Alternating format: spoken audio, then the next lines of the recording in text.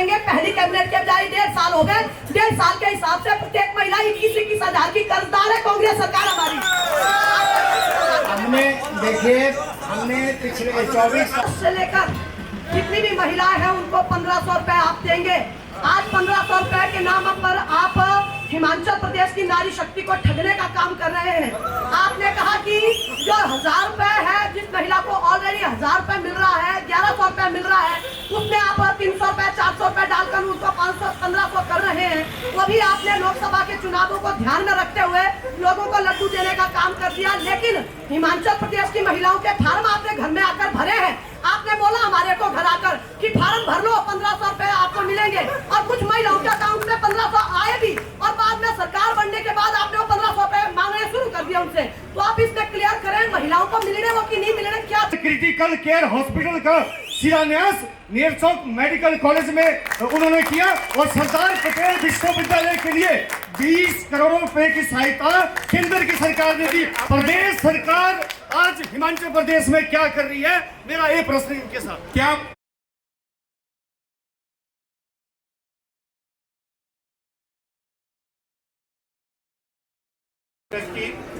लोकसभा चुनावों के मद्देनजर आज मंडी के शेरी मंच पर बहस हो रही है, परंतु इससे पहले स्टार्ट करने से पहले मैं सभी पार्टियों के जितने भी कार्यकर्ता यहाँ पर लोग आए हैं, सिर्फ एक विनम्र अनुरोध करूंगा कि डिबेट के समय एक दूसरे के ऊपर व्यक्तिगत प्रहार ना करें, क्योंकि ज्यादातर पिछले जब विधानसभा के चुनाव थे तब भी मंडी के शेरी मंच से यही देखा गया कि एक दूसरे के ऊपर व्यक्तिगत हमले जो थे वो किए गए। मैं आप सभी से आशा करूंगा कि आप ऐसे हमले ना करें, प्रश्न जरूर पूछें। और दूसरी चीज, अगर हमारे को ऐसा लगता है कि व्यक्तिगत हमले हो रहे हैं तो उसी वक्त फौरन डिबेट को बंद कर दिया जाएगा, क्योंकि हीटेड आर्गुमेंट्स जो है वो ज्यादा होते हैं। तो मेरा आप सभी से अनुरोध रहेगा कि आप प्रश्न जरूर पूछें, परंतु ऐसे प्रश्न ना पूछे, व्यक्तिगत हमले ना करें और एक सौहार्दपूर्ण, जिसको आप कह सकते हैं, इस डिबेट का जो है आप आनंद उठाएं। तो मैं अब आज की जो डिबेट हो रही है मैं शुरू कर रहा हूं और मेरे आशा करता हूं कि जितने भी नेताओं को हमने कॉल किए थे वो इस वक्त मंच पर उपस्थित है। तो सबसे पहले मैं कांग्रेस के महासचिव चेतराम ठाकुर जी से विनम्र आह्वान करूंगा कि वो अपने मंच पर आए और तालियों से इनका स्वागत किया जाए। आम आदमी पार्टी के अश्विनी शर्मा जी प्रवक्ता हैं, इनका भी स्वागत जो है जोरदार तालियों से किया जाए। भाजपा से अनुरोध रहेगा कि राणा जी जहां भी हो, आप जल्दी से जल्दी अपने मंच पर आए और अपना मंच जो है वो संभाले, ताकि लगता है राणा जी आ गए हैं। राणा जी आपका स्वागत है, अपना मंच संभाले। डिबेट में आप अपने प्रश्न जरूर पूछे, परंतु जैसे मैंने पहले ही कह दिया है कि सौहार्दपूर्ण तरीके से जो है वो कार्यक्रम जो है वो शुरू कर सकेगा। मीडिया एथिक्स के कारण हमारे को ध्यान रखना पड़ता है कि माहौल जो है वो ज्यादा गर्म ना हो, इसलिए आपसे फिर से विनम्र आह्वान है कि जो भी प्रश्न पूछे एक तरीके से पूछे, जरूर उसका जवाब जो है नेताओं से लेंगे, क्योंकि ये जो आज चुनावी चर्चा यहाँ पर रखी गई है ये सिर्फ आम जनता के लिए रखी गई है। तो ये आज चर्चा हम शुरू कर रहे हैं। तो पहला प्रश्न भाजपा से सीधा होगा, क्योंकि केंद्र में सरकार जो है वो भाजपा की है। परंतु सबसे पहले मैं आपसे ये चाहूंगा कि एक बार फिर से सभी तीनों जो प्रवक्ता हैं इनका जोरदार तालियों से स्वागत किया जाए। मैं आपके चैनल का और यहाँ मेरे साथी कांग्रेस के और आप पार्टी से प्रवक्तागण, मैं आपका हार्दिक अभिनंदन और स्वागत करता हूँ।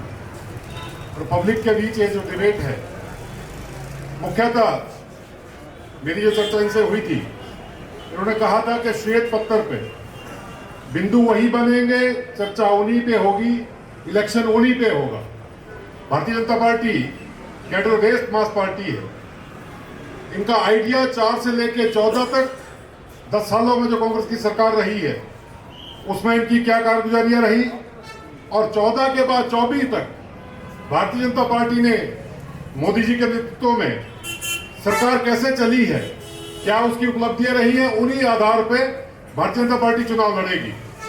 मुझे यह कहना है कि जीडीपी, ग्रॉस डोमेस्टिक प्रोडक्ट्स, सकल घरेलू उत्पाद, वो कितना है वो आम जन की जिंदगी में और सरकार की जिंदगी में उसका बड़ा महत्वपूर्ण रोल होता है। सरकार के पास जीडीपी एक स्कोर बोर्ड की तरह अर्थनीति पे काम करती है। अगर आपका जीडीपी अच्छी होगी तो आपका विकास भी अच्छा होगा। जब विकास अच्छा होगा तो आम व्यक्ति को खर्च करने के लिए पैसे ज्यादा होंगे। और मैं गर्व से कह सकता हूं कि 2014 में जितनी जीडीपी नेगेटिव थी, हम उसकी चर्चा नहीं करने चाहेंगे क्योंकि मैं चाहूंगा कि नेगेटिव चर्चा में जाऊंगा तो बीती बात कर रहा हूं, लेकिन प्रेजेंट में नरेंद्र मोदी जी के नेतृत्व में भारतवर्ष की जीडीपी 7% से ऊपर गई है। 7% से ऊपर जाने का मतलब है कि भारतीय जनता पार्टी के नेतृत्व में देश ठीक दिशा में गति कर रहा है। और जीडीपी का बहुत से लोग कहते हैं कि आम व्यक्ति जीडीपी का मतलब नहीं जानता, ये आंकड़ों की बात कर रहे हैं। राणा जी, आपके पास सिर्फ 3 मिनट का काम है। मैंने प्रश्न पूछा कि अगर आपकी सरकार केंद्र में दोबारा मोदी जी के नेतृत्व में आती है, 30 सेकंड के अंदर जवाब दीजिए कि क्या प्राथमिकताएं आपकी रहेगी। भारतीय जनता पार्टी ने अपना प्लेटफॉर्म सेट किया है तेज गति से। जो इंफ्रास्ट्रक्चर आज की डेट में आपको दिख रहा है, चाहे 4 लेन में हो, चाहे नेशनल हाईवे में हो, चाहे रेलवेज में हो, चाहे एयरपोर्ट में हो, चाहे हेल्थ सेक्टर में हो, चाहे एजुकेशन सेक्टर में हो, उसको हमने सेट किया है तेज गति से, हमारी रफ्तार से। जैसे बुलेट ट्रेन यहाँ होगी उसी दिशा में आगे बढ़ेगा। ये मैं कहना ठाकुर चाहूँगा। साहब, आपके पास भी 1 मिनट का समय है। कल को अगर केंद्र में कांग्रेस की सरकार आती है, प्राथमिकताएं आपकी क्या रहेंगी? जरूर 1 मिनट के अंदर जवाब दें। हमारी प्राथमिकता जो रहेगी केंद्र में अगर कांग्रेस और को हमारी सरकार बनी, हमारा सबसे ज़्यादा ध्यान रोजगार पर रहेगा। भारतीय जनता पार्टी में तो 10 साल से बोल रहे हैं कि 2 करोड़ नौकरियां मिलेगी, वो पता नहीं कब मिलेगी। लेकिन हमारा जो फोकस रहेगा महंगाई को डाउन करने का रहेगा, बेरोजगारी को रोजगार में करने का रहेगा और किसानों की आय को बढ़ाने का रहेगा। ये हमारे मुख्य बिंदु रहेंगे जिसमें बीजेपी पूरी तरह से असफल हुई है। धन्यवाद सर। आप बताएं 1 मिनट के अंदर कि आप पहले हमारे को ये क्लियर करें कि आम आदमी पार्टी लोकसभा के चुनाव लड़ रही है कि नहीं लड़ रही है, और अगर लड़ती है तो आपकी क्या प्राथमिकता रहेगी? 1 मिनट के अंदर जवाब। नमस्कार। जहाँ तक चुनाव लड़ने का सवाल है तो हमारा केंद्रीय नेतृत्व जो भी आदेश देगा उसके आधार पर हम कार्य करेंगे। मैं बता देना चाहता हूं कि हिमाचल प्रदेश में हमारा हर आम आदमी पार्टी का कार्यकर्ता चुनाव लड़ने के लिए तैयार है। जैसे ही हमें जो आदेश आएंगे हम उसके अनुसार जो है निर्णय लेंगे। अगला प्रश्न भाजपा से सीधा। हालांकि अभी केंद्र में बजट सेशन पास हो रहा था, निर्मला सीतारमण जी ने हालांकि व्हाइट पेपर निकाला और कांग्रेस ने निकाला 10 साल अन्याय के काल, परंतु प्रश्न जो है वो सीधा हमारा जो है भाजपा से रहेगा। हालांकि कांग्रेस ने आरोप लगाया है, कांग्रेस ने सीधा आरोप आप पर लगाया है कि पिछले 10 साल जो थे वो अन्याय काल रहे आपके, चाहे उसमें हम जीएसटी की बात करें, चाहे हम एम्प्लॉयमेंट की बात करें, अन्य ऐसे मुद्दे थे, परंतु कांग्रेस ने एक हेडलाइन दी कि 10 साल जो थे मोदी सरकार के अन्याय के काल रहे। क्या कहेंगे? देखिए, देश में जो अर्थव्यवस्था पे तीखी नजर रखते हैं वो भारतीय जनता पार्टी का भी देख रहे हैं, और कंपैरिजन जो पिछले यूपीए की सरकार थी वो भी कंपैरिजन वहां हो रहा है।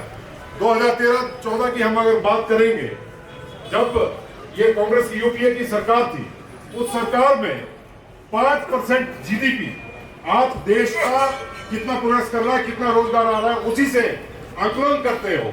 उस वक्त आपकी जीडीपी 5% से नीचे गिर गई थी, और 2013 और 14 में जितने भी आपने उसको गति में लाने के लिए जितने आपने ऋण बांटे, जितना आपने लोन दिया, वो बाइबल ही कोई प्रोजेक्ट्स नहीं थे। उसके कारण आपका ऋण बढ़ा, आपकी अर्थव्यवस्था नीचे की तरफ गई।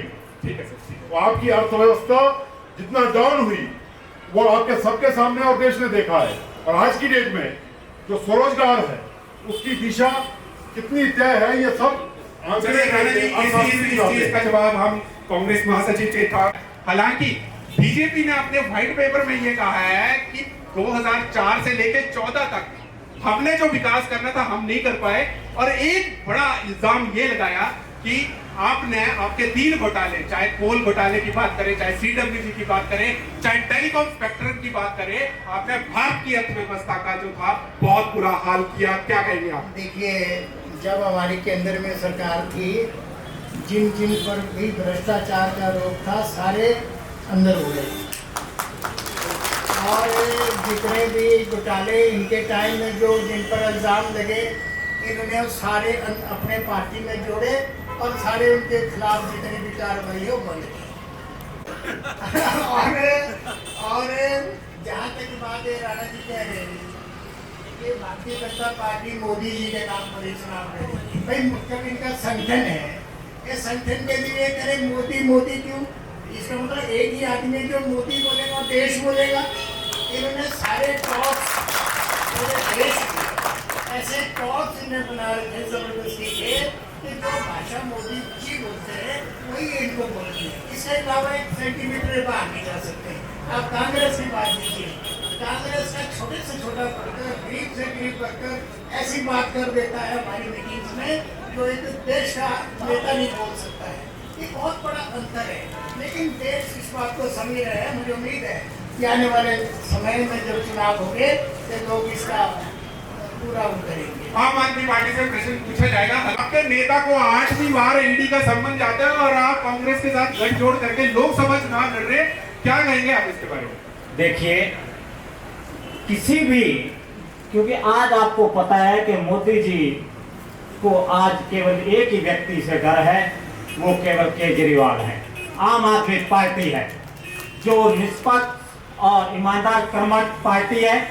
मैं आपको बात बताऊं कि पंजाब और दिल्ली में जो हमारी सरकारों ने काम करके पूरा किया, जो वायदे पूरे किए और लोगों के बीच में जाकर जिस चीज को उजागर करना चाहा, जब जब हमारे केजरीवाल जी जब भी कहीं उनका कार्यक्रम होता है उससे 2 दिन 4 दिन पहले जो ईडी का नोटिस आ जाता है, और ताकि वो अगर ईडी का नोटिस आता है तो प्रणाली तो अगर केजरीवाल जी साफ है तो पेश क्यों नहीं होते ईडी के सामने? सर बिल्कुल, उन्होंने जब उनको बुलाया गया, सीबीआई ने बुलाया तो उन्होंने उनका साथ दिया, लेकिन ये एक झूठ, सरेआम झूठ। मैं जनता को भी बताना चाहूंगा कि कोई भी यदि केस चलता है तो उसमें 3-4 चीजें बड़ी जरूरी होती है। मैंने अगर कोई घोटाला किया है तो मेरे बैंक खाते जो है तो उसमें जो पैसा मिलना चाहिए।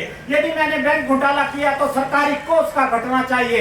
यदि मैंने घोटाला किया है तो मेरे उसके साक्ष्य होने चाहिए, गवाही होनी चाहिए। और आपको पता है ना तो 2 साल हो गए, ना तो इनके पास साक्ष्य हैं, और जो गवाही है उनसे भी जबरदस्त गवाही दी गई है। और उन्होंने कहा है एक काम का पर्दा भी फाड़ दिया गया था, तो ईडी ने किया। ईडी का इस्तेमाल केवल मात्र और केवल मात्र क्योंकि 2002 में इसका निर्माण हुआ था, इसको बनाया गया था, 5 में इसको लागू किया, कांग्रेस ने इसको किया था। इसका मुख्य उद्देश्य कुछ और था, लेकिन 18 में इस कानून में अमेंडमेंट करके ईडी को ये शक्ति दे दी सेक्शन 45 के अंतर्गत, तो कि जो जब तक ईडी चाहे उसको अंदर रख सकती है। ये सारा जो काम किया भारतीय जनता पार्टी का और मोदी जी का ये सारा कार्य है। भाजपा से जरूर उत्तर लेंगे।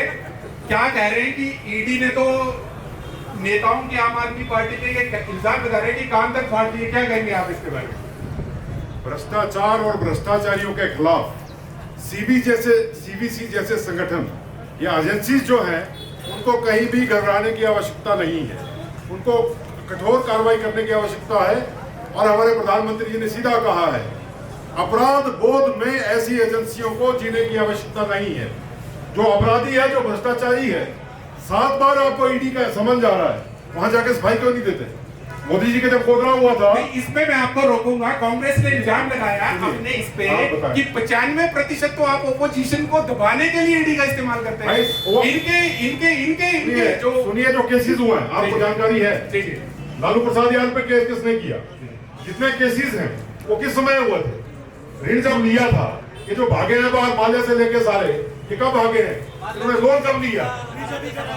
भागे समय जब ऋण के जो बाइबल नहीं थी वहां इनको लोन दिया गया, उसके बाद भागे किस समय था? अब अंदर तुमको जाना ही है, इसने भ्रष्टाचार किया है, उसको अंदर तो जाना ही है, वो बाहर नहीं बचेगा। कांग्रेस को डिफेंसिव और अपराध बोध में जीने की आवश्यकता नहीं।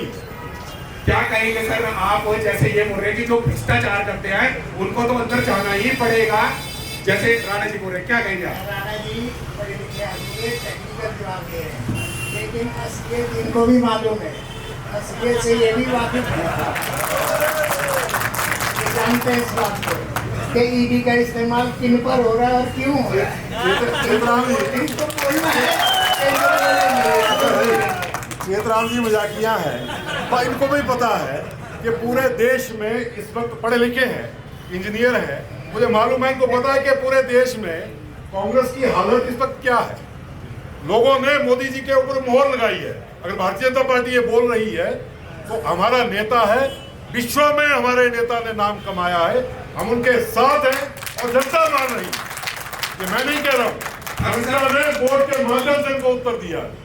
हम सब क्या कहेंगे? 50-60 साल इसी काम को करती आ रही है कि लोगों को मूर्ख कैसे बनाया जाए, और इन्होंने इस बात की मास्टरी की है। नहीं, निर्मला सीतारमण जी ने तो कहा कि जो हमने विकास करना था वो इसीलिए नहीं कर पाए क्योंकि 2014 से लेकर 14 तक जो रिफॉर्म करना था हम नहीं कर पाए।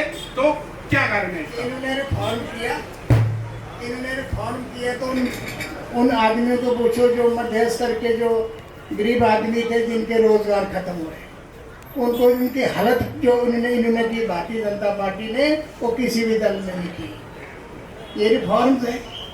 आज किसान जो है वहाँ पिछली बार जो एजुकेशन करा 750 किसान वहाँ पर मरे, 750 आदमी शहीद हो गए। अभी भी परसों चौथ मरा, लेकिन ये कहते थे कि हमने 2022 तक जो है जो किसानों की आय दुगनी करनी है। उनके पास एक भी आदमी, दिल्ली कुछ किलोमीटर में दूर है, लेकिन एक भी नेता भारतीय जनता पार्टी का किसानों के पास नहीं है। आज देश में जो है आग फैल रही है, लेकिन समय का इंतजार करो, लोग जो है निश्चित रूप से जो है न्याय करेंगे। अपने भाजपा से उत्तर जरूर लेंगे। एक तो इनके प्रश्न का उत्तर दीजिए, और दूसरा आरोप कांग्रेस ने एक और आप पर लगाया है कि ये जो कॉर्पोरेट फेवरेटिज्म है कि जो बड़े बड़े उद्योगपति है उनका फेवर करना, 2.5 लाख करोड़ तक का जो है वो रिट ऑफ कर देना। तो किसानों की बात जो है मोदी सरकार क्यों नहीं सुनती है, इसके ऊपर आप क्या कहेंगे? और जो इनका प्रश्न है उसके बारे में उत्तर दीजिए। मुझे लगता है बेरोजगारी की जो उन्होंने बात की है, मैं हिमाचल सरकार में बेरोजगारियों की क्या स्थिति है मैं उस पर नहीं जाना चाहता। जो महलों के ख्वाब दिखा रहे हैं, खरीद के खिलौना नहीं दे सकते, JOIT के मैं इनकी बात नहीं करना चाहता, लेकिन मैं एक बात रखना चाहूंगा, क्योंकि जनता है, बुद्धिजीवी जनता है, मैं ये कहना चाहूंगा G20 जो 23 में हुआ है उसके कारण भारत में निवेश की क्षमता, निर्माण की क्षमता, पर्यटन की क्षमता और डिजिटल जो हमारी आगे बढ़ने की क्षमता है, उन पे इस देश का बेरोजगार आगे बढ़ेगा। निवेश बढ़ेगा तो निर्माण होगा। स्वरोजगार कितना बड़ा है, रोजगार को देने के लिए आपकी आर्थिकी के बगैर आप तालियों से नहीं जीत सकते। जनता समझ रही है, युवा समझ रहा है, और आपको भारतीय जनता पार्टी को पूरे देश की जनता ने सीधा समर्थन दिया, इसमें कोई दो राय नहीं है। और आने वाले समय में जो यहाँ निर्यात बढ़ेगा 2024 में, जी सम्मेलन से अभूतपूर्व आपकी इकोनॉमी आने की भारतवर्ष में क्षमता बढ़ी है। उसके कारण जिस गति पे, जिस पटड़ी पे इस देश की अर्थव्यवस्था दौड़ेगी, रोजगार भी होगा, देश भी आगे बढ़ेगा। मैं आपसे ये कहना चाहूंगा। जरूर आम आदमी पार्टी से भी इसके ऊपर सवाल लिया जाए, परंतु सुबह इनके पास ये नहीं है कि कांग्रेस पे हमले कर सके। तो आप जरूर बताएं कि पिछले 10 सालों में मोदी सरकार ने कहीं ना कहीं ये कहा है कि हमारी सरकार काफी आगे तक बढ़ी, हमने लोन कम किए, हमारा 5 ट्रिलियन इकोनॉमी जो है वो बढ़ रही है। क्या कहेंगे आप इसमें? सर, इसमें कोई दो राय नहीं है। मोदी ने बहुत कुछ कम किया, कॉर्पोरेट घरानों के सारे कर्जे माफ कर दिए, उनको टैक्स में रिबेट दे दी। उसके बाद ये भ्रष्टाचार की बात करते हैं। पीछे मैं एक डिबेट सुन रहा था, उसमें कह रहे थे कि हमारे ऊपर भ्रष्टाचार का कोई केस नहीं है। मैं आपको क्लियर कह देता हूं, 24 का इलेक्शन पूरा होने दो, दिल्ली में जो है गठबंधन की सरकार होगी और भारतीय जनता पार्टी को भ्रष्टाचार उससे उजागर होगा। और साथ में मैं आपको बताना चाहता हूं कि ये बोलते हैं कि हमने ये किया वो किया, मुझे बताया कि कितने भाइयों को रोजगार मिला। 10 साल हो गए, मैंने क्या वायदा किया था कि हम रोजगार देंगे, इन्होंने बोला गरीबी खत्म कर देंगे। और कितनी गरीबी खत्म हुई? 100 रुपए के ऊपर 18% वो GST लगा दिया, गरीबी खत्म हो रही है। 250 रुपए किलो तक हमने तेल भी खरीदा और ये कह रहे हैं कि हम जो है तो यहाँ से जो है तो आगे ले जाएंगे। कैसे ले जाएंगे?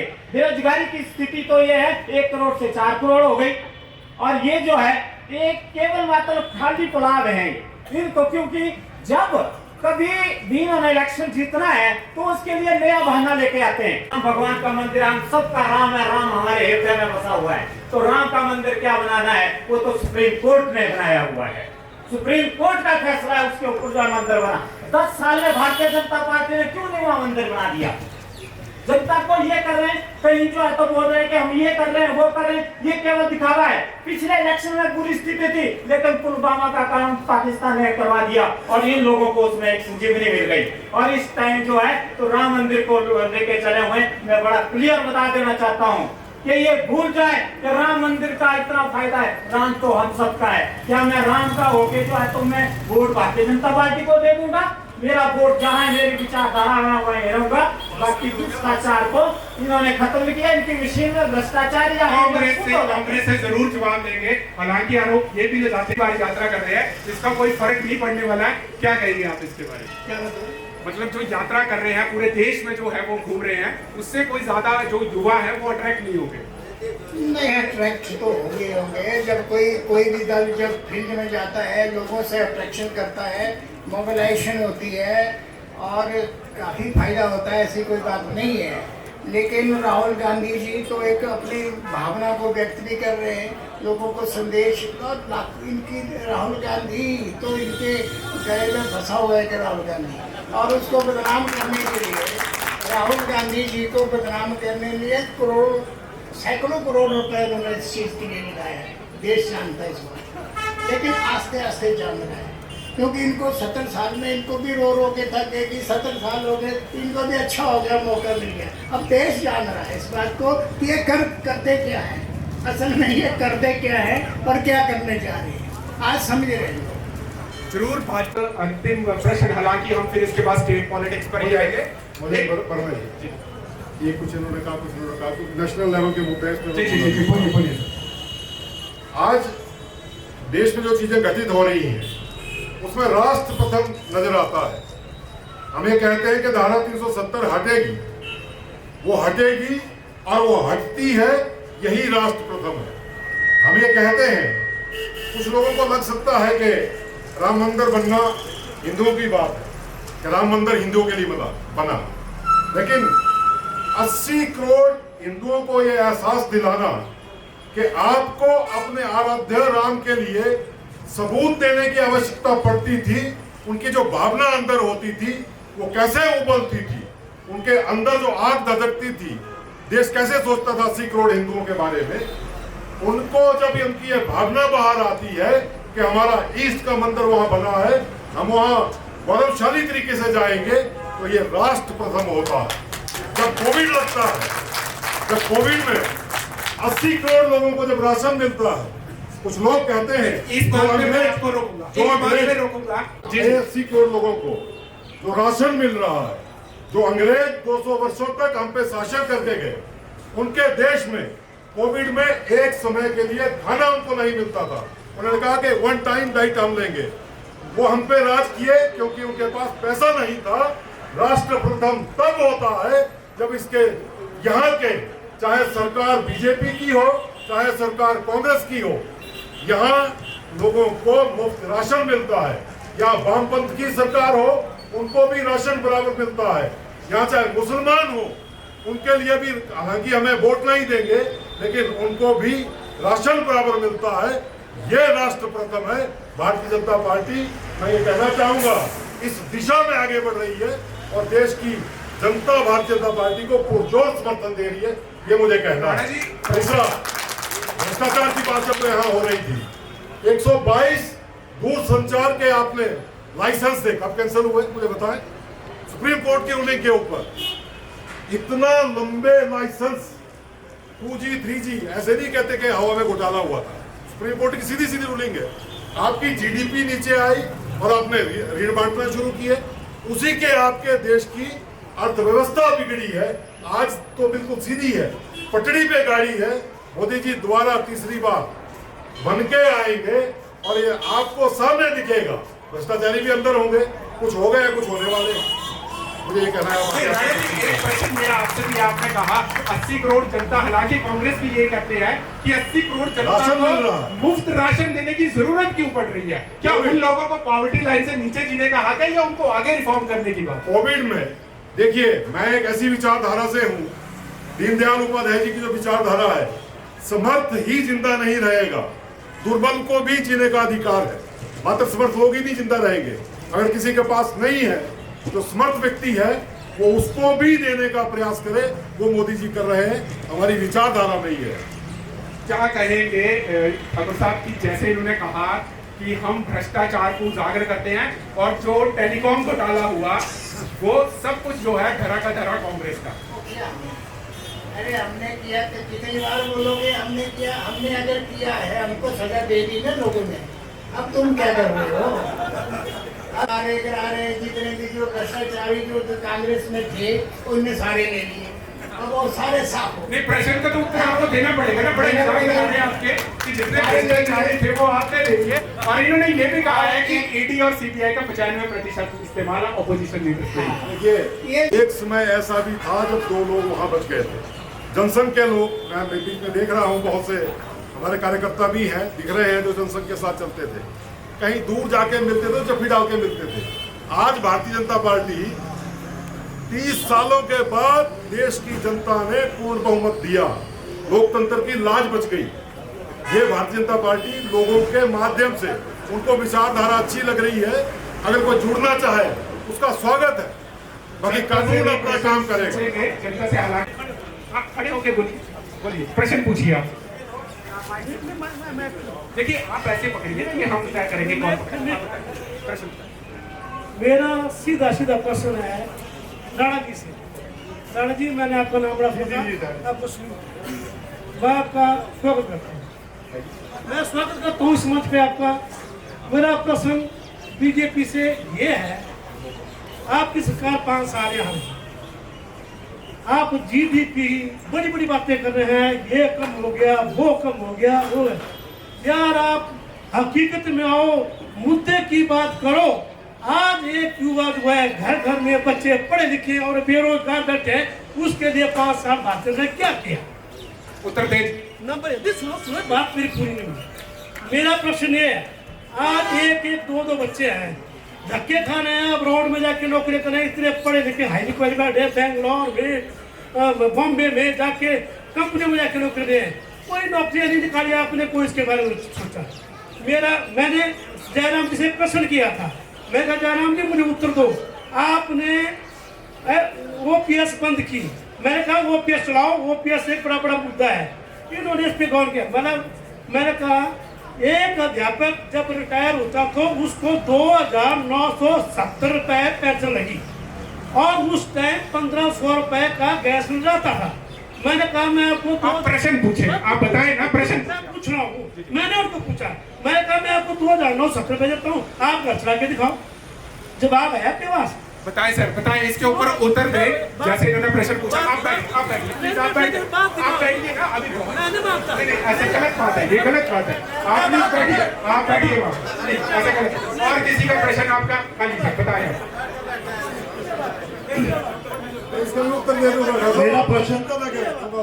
मेरा प्रश्न तो है वो भाजपा के प्रवक्ता से है कि जिस तरह से आप ईडी सीबीआई का जो इस्तेमाल है वो विपक्ष के नेताओं और पार्टियों को कमजोर करने के लिए कर रहे हैं। अभी जो चंडीगढ़ में चुनाव हुआ, मेयर का चुनाव हुआ, छोटा सा चुनाव था, वहां पर आपने जो लोकतंत्र की हत्या की, उसके ऊपर आपका क्या कहना है? क्या कहेंगे सर, इसके बारे में उत्तर दो। कोर्ट में ही है, कोर्ट अपना रोल अदा कर रहा है, सरकार ने उसमें क्या किया? नहीं, उनका तो कहना है ना, कोर्ट में उनको बात कोर्ट ने अपना डिसीजन दिया है। इनकी फेवर में जब डिसीजन होता है तो ये प्रसन्न होते हैं, अगर बात दूसरी तरफ होता है तो बोलते हैं कोर्ट ठीक। अच्छा, कांग्रेस से कैसे चलेगा? कांग्रेस से कोई सवाल? जी जी, एक युवा और बेरोजगार होने के नाते मेरा एक क्वेश्चन है, जैसे कि कांग्रेस महासचिव श्री चेतराम ठाकुर जी ने भी कहा, भाजपा ने कहा था पर ईयर 2 करोड़ नौकरियां देंगे, इस विषय में राणा जी आप क्या कहना चाहोगे? मैं बड़ा सीधा मैंने आर्थिकी को समझाने का प्रयास किया। आप नौजवान है, मुझे लगता है आर्थिकी सुदृढ़ होगी तो स्वरोजगार भी होगा। जयराम ठाकुर जी की सरकार, मैं हिमाचल की बात करता हूँ, कंपैरिजन हिमाचल में जो आज बेरोजगारों की स्थिति है उनको भी देखें, और जो हमारी सरकार में जयराम ठाकुर जी जब सत्ता में थे उस समय को भी देखें। आर्थिकी जब जितनी ज्यादा बढ़ेगी, जितना सर्कुलेशन मार्केट में होगा, उतना स्वरोजगार पैदा होगा, उतना रोजगार पैदा होगा। आप सरकारी नौकरी को नौकरी मत मानो, अगर आपकी ट्रांजैक्शन बढ़ती है तो रोजगार बढ़ेगा। आप, मैंने पिछली बार भी यहाँ जब ये था चर्चा थी तो मैंने कहा था यूटिलिटीज, मैं वहां से उस वक्त आ रहा था तो यूटिलिटीज मैंने इतनी देखी, सेब की जो चली हुई थी, उनका ड्राइवर, उनका कंडक्टर, उनका लोड करने वाला, उनका अनलोड करने वाला, उनकी पैकिंग करने वाला, कितने लोग पैकिंग कर रहे होंगे। और दूसरा, 4 लेन आपका निकला है, 4 लेन की गति आपने देखी होगी। ये जिस गति से यहाँ पैसा इन्वेस्ट हुआ है, ट्रांजेक्शन कहाँ होगी? रोजगार जेसीबी वाले लगे हैं, टिप्पर के लोग लगे हैं, रेत वाले लगे हैं, वो रोजगार किसको मिल रहा है? और रही सरकारी नौकरियों की बात, सरकारी नौकरियों की अभी झूठ बोला है कांग्रेस सरकार ने। इनकी राष्ट्रीय महासचिव प्रियंका गांधी, उसका भी वीडियो है, आज छुपती नहीं चीजें, मैं भी आपको दिखा सकता हूँ वो क्या बोल रही है। वो ये बोल रही है कि 1 लाख सरकारी नौकरियां हिमाचल में पहली कैबिनेट में हम देंगे। क्या कहेंगे? क्या कहेंगे? बड़ा इल्जाम लगाया, 1 लाख नौकरियां पहली कैबिनेट में देंगे, उत्तर दे। ऐसा है, बोल रहे हैं और मैं जवाब दे रहा हूँ। 1 लाख जो नौकरी की बात है, 75,000 जो पद थे उस टाइम में वो खाली चल रहे थे प्रदेश में जब जयराम जी की सरकार। हमने 1 लाख रोजगार देने की बात की हुई है 5 साल। आप बताइए, आप बताइए, ये डेली जो है विधानसभा में भी उठा इशू, और ये लोग भी इशू उठाने चाहिए। हम नौकरियों का भरने का जारी कर दिया है और डेली आप देख रहे हैं कि इंटरव्यूज कहीं ना कहीं चली हुई है, लेकिन वो पारदर्शिता के साथ हम काम कर रहे हैं। इनके टाइम की बात बोलूं, 100% फ्रॉड, 100% फ्रॉड। मैं आगे बढ़ना नहीं चाहता इसमें, लंबी बात है। तो नाराज हो जाते हैं। आप एक चीज बताइए, विधानसभा के चुनाव आपने लड़ा, कल की बात करेंगे कि आपके नेता यहाँ पे संगठन बन रहा है या उजड़ रहा है? कल आपके नेता सरका घाट से कांग्रेस में शामिल हो गए, ये कौन सी आप राजनीति कर रहे हो? देखिए, मैं सबसे पहले तो मैं कांग्रेस से पूछना चाहूंगा, उसके बाद मैं ये जवाब देना चाहूंगा। कांग्रेस ने भी अपने घोषणा पत्र में हिमाचल में अब प्रति वर्ष 1 लाख नौकरियां देने का वायदा किया था, लेकिन मुझे अफसोस होता है मेरे जो नौजवान भाई हैं जिन्होंने दोनों सरकारों में, भारतीय जनता पार्टी की सरकार में आउटसोर्स में रखा, आज उनकी नौकरी 5 से 10 साल से ऊपर की हो गई। सोर्स के बारे में आप क्या कर रहे हैं? क्या आप अपने वायदे, क्योंकि आपने इलेक्शन में वायदा किया था कि हम आएंगे तो आउटसोर्स के नीति बना के उनको पक्का करेंगे, क्या करने जा रहे हैं या नहीं करने जा रहे हैं? ये मैं अपने ठाकुर चेतराम जी से पूछना चाहता हूँ। आउटसोर्स के मामले में सरकार जो चिंतित है, जो भी लीगलाइज कानून तौर पर इसमें किया जा सकता है वो सरकार करेगी। सर, यहाँ पे काफी देर से मेरे को बोल रहे हैं प्रश्न के लिए, सर पूछिए आप। मेरा प्रश्न है, इलेक्ट्रल बॉन्ड्स के ऊपर जो सुप्रीम कोर्ट का डिसीजन आया, जो कि भारतीय जनता पार्टी ने 17 में इसको लीगलाइज किया था, इसके बारे में आपकी क्या प्रतिक्रिया है? राणा? बिल्कुल, इलेक्ट्रल बॉन्ड्स के बारे में आंसर थे। डेमोक्रेटिक देश है, इस देश में जो संस्थाएं जो डिसीजन देती है, वो मैं तो क्या हूं तो सबको मानना पड़ेगा। जो डिसीजन दिया है तो हम तो कोर्ट को अवहेलना तो नहीं हम करेंगे, जो कोर्ट ने कहा है उसका सर माथे, उसका रिस्पेक्ट है। जरूर प्रश्न भाई साहब बड़ी देर से लगे हैं, ये भी नाराज ना हो, जरूर उधर पूछे। सबसे पहले तो मैं सभी पार्टियों से कहना भी चाहूंगा, एक युवा होने के नाते, ईडी और सीबीआई से किसी भी पार्टी को डरने की जरूरत नहीं है अगर मन साफ है तो। दूसरा, मैं कांग्रेस से पूछना चाहूंगा, आज हिमाचल प्रदेश में कांग्रेस की सरकार है। मैं चेतराम जी से भी प्रश्न पूछना चाहूंगा, आज आप मंडी के ऐतिहासिक शेरी मंच में बैठे हैं, नेशनल मुद्दों के ऊपर तो चर्चा हो रही है, मगर आज शिवधाम का प्रोजेक्ट के बारे में क्यों चेतराम जी जवाब नहीं दे रहे हैं? सरदार पटेल विश्वविद्यालय की आज स्थिति क्या है उसके बारे में क्यों जवाब नहीं दे रहे हैं? मैं मोदी जी का धन्यवाद करता हूं कि कल क्रिटिकल केयर हॉस्पिटल का शिलान्यास नेरचौक मेडिकल कॉलेज में उन्होंने किया और सरदार पटेल विश्वविद्यालय के लिए 20 करोड़ रुपए की सहायता केंद्र की सरकार ने दी। प्रदेश सरकार आज हिमाचल प्रदेश में क्या कर रही है? मेरा ये प्रश्न इनके साथ। क्या चेतराम जी आप बताएं। शिवधाम का तो सबने देखा, बीजेपी की सरकार खत्म हुई, वो शिवधाम का पता ही नहीं चला, और वहाँ जो लोग लगे हुए थे काम पे वो वहाँ से भाग गए। हमने लोगों से पूछा क्यों भागे, भाई इसको तो शुरू करो, ये पिछली सरकार ने किया हुआ था। मालूम हुआ कि उसमें पैसे खत्म है। तो भाई जी पैसे खत्म है, तो प्रदेश के मुख्यमंत्री यहाँ मंडी आए, उनसे भी पत्रकारों ने बात की कि भाई शिवधाम के ऊपर आपका क्या विचार है। मुख्यमंत्री जी ने कहा हम इस पर विचार कर रहे हैं, जो करने का होगा वो करेंगे, लेकिन उल्टे काम इन्होंने किए। देखिए, शिवधाम जो शुरू किया तो उसको कंटिन्यू रहना चाहिए था, वो क्यों बंद हुआ? आप खुद जवाब दीजिए उस बात का। हमने सुना, लोगों को कहा वहाँ जो मजदूर लगे हुए थे उनको 6-6 महीने से पैसे नहीं मिले, वो भागे। जिसको ठेका दिया था वो भी भाग गया। अब जो सरकार करेगी कुछ न कुछ तो करेंगे हम, ऐसा थोड़ी हमने कहा। दूसरी बात इन्हें और कही, क्या बात कही थी दूसरी? हाँ, यूनिवर्सिटी की बात है। यूनिवर्सिटी में इन्होंने क्या नहीं किया जो ये कर सकते थे। नंबर 2 का काम सारा यूनिवर्सिटी में किया।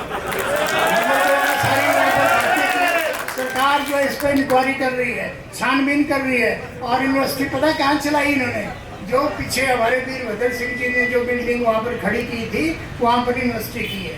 हमने तो यूनिवर्सिटी का विरोध नहीं किया, हम धन्यवाद करते हैं यूनिवर्सिटी भी है शिवधाम में, लेकिन इनके वहाँ पर जो कारनामे किए हैं ये पूरा मंडी शहर नहीं, पूरा हिमाचल प्रदेश जानता है। राणा जी क्या उत्तर देंगे इसके बारे में जो आरोप लगे? हमारे नेता प्रतिपक्ष जो पूर्व में हमारे मुख्यमंत्री थे, मंडी के लिए ऐसे प्रोजेक्ट्स जिसकी हम कल्पना नहीं कर सकते। अगर ये शिवधाम जिसको आज ये बोल रहे खड़ा है, हेलीपैड भी शामिल है उसमें। हाँ, हेलीपैड की भी बात करेंगे, मैं हेलीपैड की भी बात करूंगा। 200 करोड़ रुपए एडीबी से जयराम जी ने दिल्ली से बात करके ये प्रोजेक्ट लाए। 40 करोड़ रुपए पहले प्रथम चरण में ये खर्च हुए हैं, लेकिन आज ये जब हम बिल्डिंग देखते हैं, सरकार बदल गई, गवर्नमेंट कंटिन्यूटी में होती है। जब मुख्यमंत्री अगला आया, उसका प्रोविजन अगले मुख्यमंत्री को करना चाहिए था, लेकिन उनकी मानसिकता के कारण, मंडी विरोध के कारण आप बिल्डिंग्स देख सकते हैं। अगर ये बिल्डिंग बन गई होती, ये काम चलता रहता, दूरगामी जयराम जी की सोच के कारण टूरिस्ट यहाँ रुकता, उसके रुकने का यहाँ कारण होता। इसके अगर 3 चरण पूरे होते, हम टारना को जोड़ते, रोपवे के कारण ये प्लानिंग हमारी थी, लेकिन कुछ मतों से हमारी सरकार नहीं आई। अभी बात की यूनिवर्सिटी की, मुझे मालूम है ये छोटी चीज नहीं है। यूनिवर्सिटी 4 जिलों के लोगों को इसका दर्जा कम करना, इसको घटाना। अगर यहाँ इतने स्टूडेंट्स यहाँ होते तो आप इकोनॉमी की बात कर रहे हो, रोजगार की बात कर रहे हो, कितनी इकोनॉमी मंडी की बढ़ती। बच्चे यहाँ क्वार्टर लेते, यहाँ ढाबे का काला बढ़ता, 3 व्हीलर वाले का बढ़ता। इस चीज को आज समझ नहीं पा रहे हैं, छोटी चीजों में नीचे आ रहे हैं। मैं बात करना चाहूंगा एयरपोर्ट की, उन्होंने मुझे याद दिलाई। इतना बड़ा प्रोजेक्ट आसान नहीं होता, पेचीदगियां बहुत होती हैं, नियम टफ है। 2 साल कोविड रहा, 1000 करोड़ रुपए का अगर ये प्रोजेक्ट कंसीव हुआ है तो जयराम ठाकुर जी के कारण हुआ है। मैं कहना चाहूंगा, आप इसकी पूरी सुनिए, आप जनता बैठी है, आप पूरा सुनो। अभी जो इंटरिम बजट आया था उसमें हायर एजुकेशन के लिए 9,600 करोड़ बजट कम किया गया है। तो आप किस दिशा में इस देश को ले जाना चाहता है शिक्षा में बजट कम करके? और दूसरा क्वेश्चन मेरा कांग्रेस के प्रवक्ता से है जैसे न्यू एजुकेशन पॉलिसी है 2020 वाली, उसमें कांग्रेस सरकार कांग्रेस पार्टी पूरे देश में उसका विरोध कर रही है, पर हिमाचल प्रदेश में कांग्रेस पार्टी उसी को लागू कर रही है। ऐसा दो लक्ष्य रखी हूँ। पहले आप राणा जी इनका प्रश्न का उत्तर बताएं, उसके बाद आप ऐसा है करता में देखना होगा। टेक्निकल एजुकेशन, कौशल विकास, टेक्निकल एजुकेशन, आज शिक्षा का स्वरूप बदला। बहुत से लोग प्रैक्टिकल काम करके अपना स्वरोजगार पैदा करना चाह रहे हैं। पहले का जो एजुकेशन सिस्टम था उसमें चेंज हुई है। आने वाले समय में उसका इम्पैक्ट आपको दिखता चलेगा जो एनडीए सरकार ने किया। आम आदमी पार्टी के बड़े देर से बैठे, परंतु प्रश्न इनसे पूछना बड़ा लाजमी है। आप पहले ये बताइए कि मेरे मन में बड़ा प्रश्न था, कल से घूम रहा था कि आपने कांग्रेस के साथ गठबंधन क्यों किया आगामी लोकसभा से। इतने सालों से तो आप कांग्रेस और भाजपा को कह रहे हैं कि इन्होंने देश लूट लिया, परंतु अब आपने क्यों समर्थन किया? देखिए, जब कभी भी जब कहीं पे किसी युग में इतना पाप बढ़ गया और ऐसी सरकारें चल पड़ी जो केवल अपना ही फरमान चलाती है, उसके लिए समय पर विभिन्न देवता जो इकट्ठे होके तो उसका नाश करते हैं। उसी प्रकार आम आदमी पार्टी कर्मठ सरकार और हमारे जो केजरीवाल जी हैं, उनको आप कह रहे थे कि अंदर करने की बात, मैंने तो नहीं कह रहा अंदर करने की बात है, वो तो बीजेपी करेगी। तो इनको डर है, भय, इनको ये भय हो गया है कि केजरीवाल जी, बीजेपी नहीं करेगी, केजरीवाल जी और जितने भी ये गठबंधन के लोग इकट्ठे हुए हैं, ये इस जो पाप फैला है उसका घड़ा भर चुका है, उसको खत्म करने के लिए इकट्ठे हुए हैं और सरकार बनेगी। का घड़ा जो है वो भर चुका है। ये अबे इनको पता है किसका भरा है, ये जानते हैं अंदर का। इनके मुंह से कुदरती निकल गया, देवता अपने आप ही साफ करते हैं, हो जाएगा। ये तो इतने तेज हैं कि सरेआम 4 कैमरे लगे हुए हैं और अपना जो है चुनाव अधिकारी लगाते हैं। अधिकारी को बोलते हैं कि भैया तुमने जो तो बेईमानी करनी है। चलिए, मैं दर्शकों को नाराज नहीं करूंगा। बेईमानी करके 8 वोट ही छोड़ दिए। मानिए सुप्रीम कोर्ट ने जो तो हमारे न्याय दिया, आज उसका हम सुप्रीम कोर्ट का सलाम करते हैं और आने वाले टाइम में भी ऐसे ही न्याय मिलने वाले हैं। जैसे बीजेपी के प्रवक्ता है, मेरा उनसे क्वेश्चन है क्योंकि काफी देर से इकोनॉमिक्स पे और मैं इकोनॉमिक्स का स्टूडेंट, और ये बोल रहे हैं जीडीपी के शुरू स्टार्ट इन्होंने जीडीपी से किया। कांग्रेस के टाइम में जीडीपी 5% नहीं थी भाई साहब, 10.5% थी, और आप गलत बोल रहे हैं। गूगल में सब किसानी कर दूं, गूगल करो, 10.5% थी मनमोहन सिंह के टाइम पे। यार आप और ना जिस आप मनमोहन सिंह को आप बोलते हैं ना, वो पूरी दुनिया जानती है उसको। झूठ बोलने में बीजेपी है। आपने गूगल को अगर नहीं चलता हमारा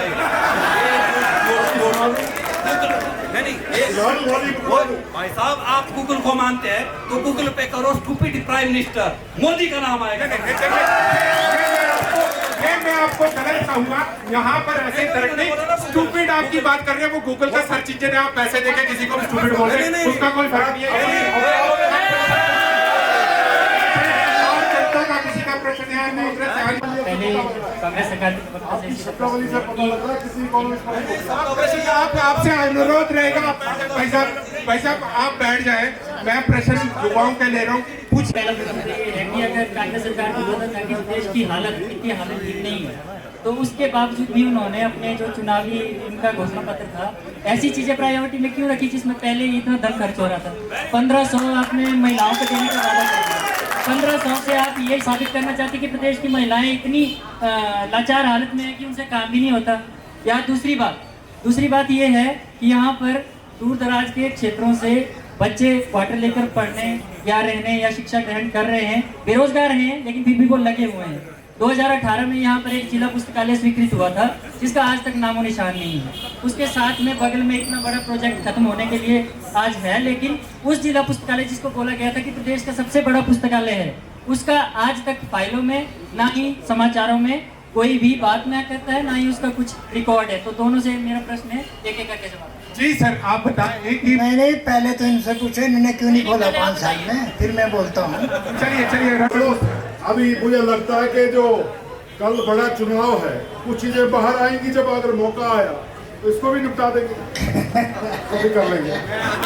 कल चुनाव है। हिमाचल मंडी की प्रबुद्ध जनता को मेरा नमस्कार। मैं बतौर हिमाचल स्वास्थ्य एक्सप्रेस के सह संस्थापक की तरफ से यहाँ पे आए हुए राजनीतिक पार्टियों के प्रतिनिधियों का स्वागत करता हूँ। पहला सवाल मेरा कांग्रेस से रहेगा कि आज से 6 महीने पहले कांग्रेस के जो प्रधानमंत्री के दावेदार हैं अनसेट, उन्होंने दक्षिण से लेके उत्तर तक एक यात्रा की। उस यात्रा के ठीक बाद चुनाव हुए और उन चुनावों में वो 4 राज्यों में से 3 राज्य हार गए। तो अब ये यात्रा पूरब से पश्चिम की तरफ चल रही है तथा लोकसभा के चुनाव का शंखनाद जो है वो बहुत ही जल्द होने वाला है। तो मैं कांग्रेस से ये चीज पूछना चाहूंगा कि ऐसा क्या कारण है कि राहुल गांधी जी यात्रा करते हैं और ये लोग चुनाव हार जाते हैं? जी, ये जो यात्रा की जाती है, ये कोई चुनाव को जीतने के लिए क्या की जाती है क्या? नहीं, इसमें देखिए लोगों को जोड़ा जाता है ना, लोगों को जोड़ा जाता है। इसमें ऐसा लिखा हुआ कि ये चुनाव जीतने के लिए है। यात्राओं को कोई भी मेरे भाई की बात सुनिए, कहना चाहूंगा कोई भी यात्रा है उसमें मोबिलाइज किया जाता है। आप मुझे बताइए, उसमें ये नहीं होता कि हमने सरकार बनाई है, और ये जरूरी भी नहीं है कि सरकार जो है ये हर बार ये सरकार बनाने के लिए कार्यक्रम किया जाए। ठीक है। जनता के मुद्दे होते हैं, जनता से मिलना होता है, जनता के मुद्दे को समझना होता है। तो उसे पार्टी के वोट बैंक में क्यों नहीं इसको तब्दील किया जा रहा है? अरे वोट बैंक तो जनता ने फैसला करना है, राहुल गांधी ने फैसला करना है, मैंने फैसला करना है, राणा जी ने फैसला करना है। ये तो देश की जनता, प्रदेश की जनता जब समझेगी वोट देगी, नहीं देगी तभी धन्यवाद है। अगला सवाल मेरा भाजपा से है कि अभी कुछ दिन पहले प्रधानमंत्री मोदी जी ने अपने कैबिनेट के जितने भी मिनिस्टर्स हैं उनको अगले 5 साल के रोड मैप के लिए कह दिया कि अगले 5 साल का रोड मैप बनाइए। तो क्या आप भाजपा ये समझती है कि जो विपक्षी जो दल है वो इतना वो क्या भाजपा के अगेंस्ट खड़े नहीं हो पाएंगे, या भाजपा को इस चीज का पूरा दे आर कंफर्म कि वो इस इलेक्शन को जीतने जा रहे हैं? हम तो चाहते हैं कि अपोजिशन स्ट्रांग हो, सुदृढ़ हो। जितनी अपोजिशन स्ट्रांग होगी उतना पब्लिक का लाभ होता है, पब्लिक के मुद्दे अच्छे उठते हैं और सरकार भी सजग रहती है।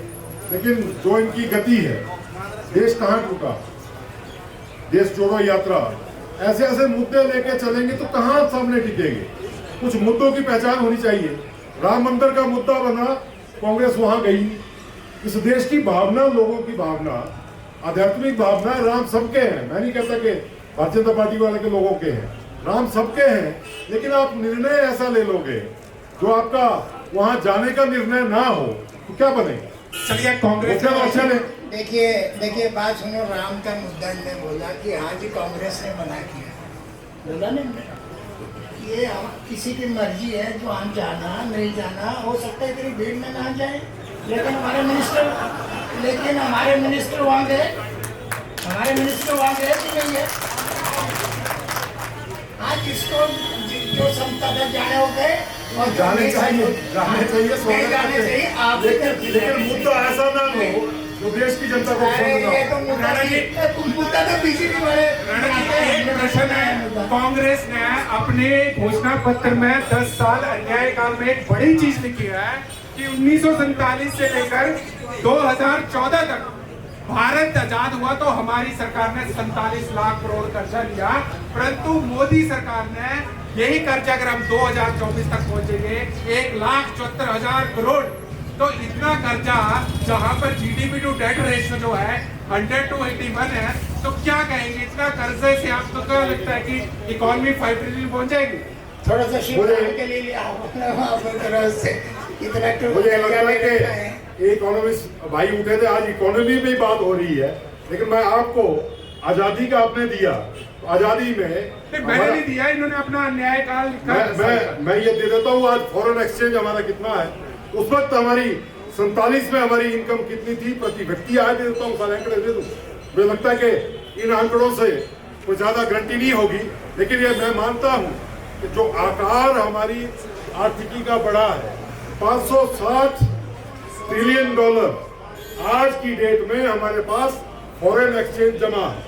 इससे आप आइडिया लगा सकते हैं कि जीडीपी के रेशो में अगर लोन लिया है उस रेशो में हमारा कितना हुआ है। कोर्ट का दाखिला बोल रहे हैं, सोर्स बताइए।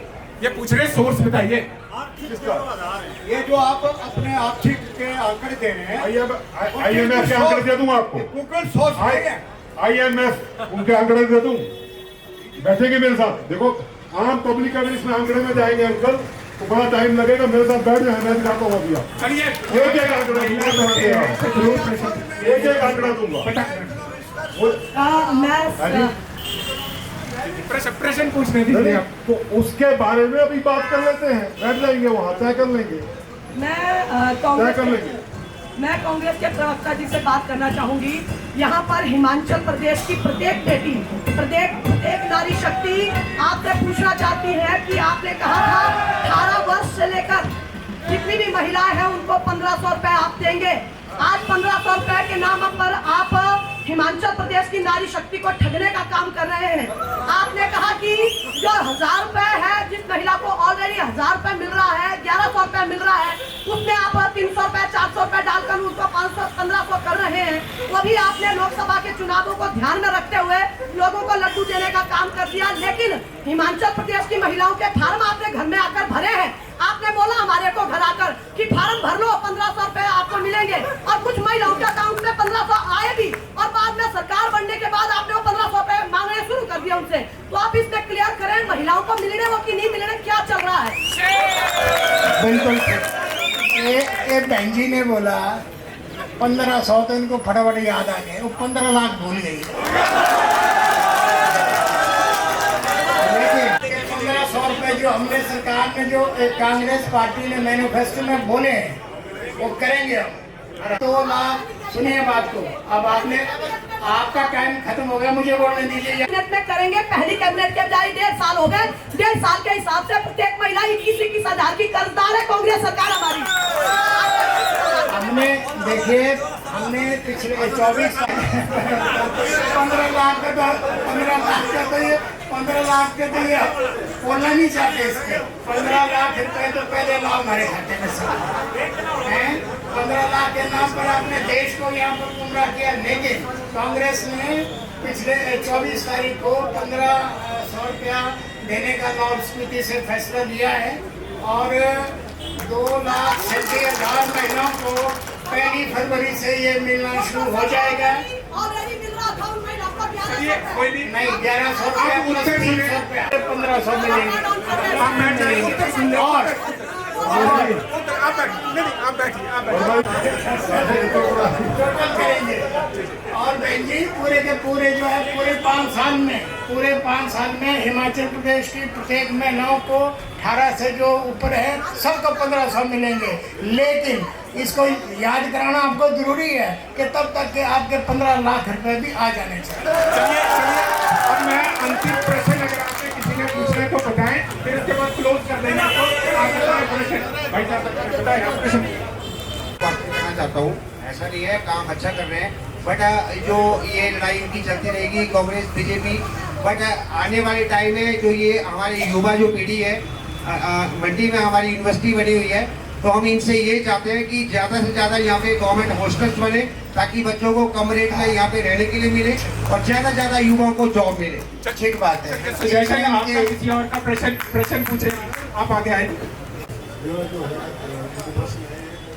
आप लोगों से चैनल वाले, ये जो पॉलिटिकल पार्टियां हैं, ऐसा 3 ही पार्टियां हैं हिंदुस्तान की, और भी तो पॉलिटिकल पार्टी जो है CPI है, CPM है, या दूसरी बसपा है, जो भी क्षेत्र में आपने सबको। चलिए, आप इतना शहरी मंच पे अब 10 पार्टियों को तो हम खड़ा नहीं कर पाएंगे, परंतु फिर भी कोशिश करेंगे अगली बार आपकी पार्टी को जरूर बुलाएं।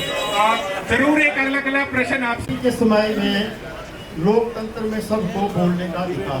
आप प्रश्न पूछिए। लोकतंत्र ये जो आज किसानों को रोका जा रहा है दिल्ली की सरहदों पे, क्या वो अपनी बात जाकर के दिल्ली में रख नहीं सकते सेंट्रल गवर्नमेंट के अगेंस्ट? जबकि अन्ना जैसा आंदोलन देश में हुआ और प्रजातांत्रिक तरीके से कांग्रेस ने जो है सदैव हर आदमी को दिल्ली में जाकर के जो है अपनी बात कहने का मौका दिया। तो कब तक ये किसानों के साथ ऐसा कर रहे हैं, इसके लिए मेरा प्रश्न है। और दूसरा जो प्रश्न है, ये जो ईडी और सीबीआई है, ये तब तक ही उस आदमी पर लागू होती है जब तक वो भारतीय जनता पार्टी का नेता ना हो। अजीत पवार के ऊपर कब तक ये कार्रवाई कर रहे हैं? अशोक राज चौहान को इन्होंने जो है अपनी पार्टी में लेकर के उनको जो है वो राज्यसभा का सदस्य बना दिया। सत्यपाल मलिक जब इनके गवर्नर थे तब कोई सीबीआई की रेड उन पर होती थी। तो ऐसा कब तक चलता रहेगा लोकतंत्र में कि सीबीआई और सीडी का जो है प्रयोग जो है ये इसके लिए करते रहेंगे? देखिए, एक बड़ा प्रश्न है कि सत्यपाल मलिक जब उन्होंने बीजेपी के बारे में कुछ कहा तो ये अपोजिशन लीडर्स के खिलाफ कब तक जो है वो चलती? प्रश्न तो नहीं, मैं तो लेट पहुंचा, इस तरह के बुलाया था मेरे को एज अ पैनल के लिए यहाँ पे कि आप सवाल पूछेंगे। आप सभी अच्छी दोस्ती भी है सभी से। बस लेट में इसलिए हुआ क्योंकि जाम लगा हुआ था। आपको पता है सड़कों की क्या हालत है हमारी। थोड़ा दोनों पॉलिटिकल पार्टीज अगर इस पर थोड़ा ध्यान दें, क्योंकि 5 साल सत्ता 4 लाइन मारी है, इनसे बात 4 लेन की नहीं है। बात ये है कि हिमाचल एक टूरिस्ट प्लेस है। आपको टूरिज्म को कैसे ना कैसे कैटर करना पड़ेगा कि हमारे हिमाचल के टूरिज्म में सब विपरीत असर ना पड़ेगा। टूरिस्ट हर साल आते हैं यहाँ पे, है ना, और उनको क्या मिलता है यहाँ पे। अभी तो टूरिस्ट सीजन है भी नहीं, तब भी जाम लग रहे हैं। टूरिस्ट सीजन में कुछ 4-4 घंटे उनको वेट करना पड़ता है, तो वो एक नेगेटिव इफेक्ट डालेगा। तो कांग्रेस अभी सत्ता में है, तो इसके ऊपर अगर थोड़ा सोचे तो बेहतर होगा। बाकी मैं एक ही चीज़ कहना चाहूँगा सर कि लोग भी चाहते हैं कि एक विपक्ष, मजबूत विपक्ष मिले, है ना। हम भी अगर क्रिकेट भी देखते हैं तो हम नहीं चाहते ऑस्ट्रेलिया ही हमेशा जीतती रहे या इंडिया ही जीतती रहे। थोड़ा आगे से दमदार एक ऑपोजिशन मिलेगा तो मैच देखने का मजा भी आता है। इस वक्त अगर बात कांग्रेस की जाए, चेतराम जी आपसे सवाल है, आपको लगता नहीं है कि कांग्रेस बहुत बिखरी हुई है इस वक्त? और सबसे पहले भाजपा को तो आप बाद में कांग्रेस नहीं, मेरा सवाल मैं कंप्लीट करूँगा। भाजपा को आप तब चुनौती देंगे जब आपका अपना घर, अपना किला मजबूत होगा, है ना। तो हम भी चाहते हैं और चुनौती दें। मैं को सपोर्ट नहीं कर रहा, मैं भी पत्रकार हूँ, आप जानते ही हैं, तो मैं किसी को सपोर्ट नहीं कर रहा हूँ, बट हम चाहते हैं कंपटीशन हो एक बढ़िया। आपकी यहीं की मंडी की बात है, आपकी कांग्रेस पार्टी में आपको पता है क्या हो रहा है अभी, कहाँ कितने इस्तीफे जा रहे हैं, कितनी बातें उठ रही हैं। अगर हम राहुल जी की बात करें तो वो भी मतलब बड़े बड़े उनके सीनियर नेता छोड़ के भाजपा ज्वाइन कर रहे हैं। तो आपको नहीं लगता कि पार्टी को पहले अंदर से मजबूत होना पड़ेगा? हमारी जो कांग्रेस पार्टी की जो है ये डेमोक्रेट पार्टी है, और छोटे से छोटा कार्यकर्ता भी बड़ी से बड़ी बात कह देता है। ये हमारे कार्यकर्ताओं की हैबिट भी है, और हमारे से ज़्यादा रखते तो भारतीय जनता पार्टी में है। पर उनके दिखते नहीं है ना, उनके बाहर नहीं दिखते। You are right. लेकिन ये थोड़ा बातचीत करने में थोड़ा है, लेकिन इतना समय ना लग जाए बातचीत में कि अगले चुनाव भी भाजपा जीते, उसके अगले भी भाजपा जीते। जल्दी मैं भी 2-3 दिन से बात की है, कोई ऐसा वो फैक्टर नहीं है कि पार्टी में विघटन वाली बात है। ये जरूर है कि बातचीत करने की आवश्यकता है। आपको सर आपकी पार्टी को, और आपसे मेरा सवाल है आम आदमी पार्टी से, आप लोग तभी दिखता है जब इलेक्शन होने वाले होते हैं। बाकी टाइम आपका ना मतलब आपके यहाँ के संगठन की भी मैं बात करूँ, देखिए मैं वही कह रहा हूँ कि मेरी दोस्ती सभी पार्टियों में, मैं तो पत्रकार हूँ, लेकिन वो ये कि जब बात आती है सत्य की, सत्य यही है कि इलेक्शन से ठीक पहले आप लोग दिखेंगे, आप ग्राउंड पे काम कुछ नहीं कर रहे हैं, तो आप कैसे उम्मीद करते हैं कि जनता आपको वोट देगी? देखिए सर, मैं सबसे पहले बता देना चाहता हूँ, दिल्ली और चंडीगढ़ में ईमानदार और कर्मठ सरकार हमारी है। अभी हरियाणा की बारी और स्थायी में हिमाचल प्रदेश में सरकार बनाने की तैयारी है। हमारा संगठन इतना मजबूत होगा कि आप देखेंगे जितने भी लोग हैं वो संगठन में आएंगे, क्योंकि ईमानदारों के पीछे सब चलते हैं, बेईमानों को छोड़ते जाते हैं। जो आज हो रहा है यही हो रहा है। बाकी दूसरा है कि ऊपर से डंडा ऐसा है कि भारतीय जनता पार्टी की ऐसी मशीन है जिसमें जितने भी भ्रष्ट और करप्ट व्यक्ति है वो जाके धुल के जो स्पष्ट बाहर आ जाते हैं। आप सभी हमारे साथ जुड़े, इसके लिए आपका धन्यवाद। आप लोग किसान के बारे में क्या सोच रहे हैं? जो किसान अपनी बात निर्णय करता है उसके बारे में क्या सोचते हैं आप लोग? क्या सोचते हैं? अपनी पार्टी की पड़ी है, आम जनता की पार्टी की नहीं पड़ी है। आम आदमी जो है क्या खड़े पर उतरा हुआ है, क्या कहाँ सोए हुए आप लोग भाषण देना चाहते हैं?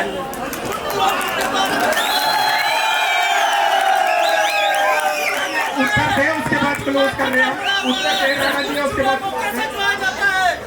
देखिए, आम आदमी पार्टी किसानों के साथ है और किसानों से कंधे से कंधा मिला के चलिए, बहुत बहुत धन्यवाद आप सभी यहाँ पर आए। एक उत्तर भाई, इनका आक्रोश अच्छा है। किसानों के नाम पे देशद्रोही और आतंकी अगर इस कंट्री में आएंगे उनको बख्शा नहीं जाएगा। ये गुस्सा भाई का ठीक है, देखो ठीक गुस्सा है। किसानों के आवरण में, किसानों के आवरण में ऐसा लोग अराजक हो। Thank you. चलिए, आपका बहुत बहुत धन्यवाद, आपका बहुत बहुत धन्यवाद, आप शांत रहिए, आपका बहुत बहुत धन्यवाद।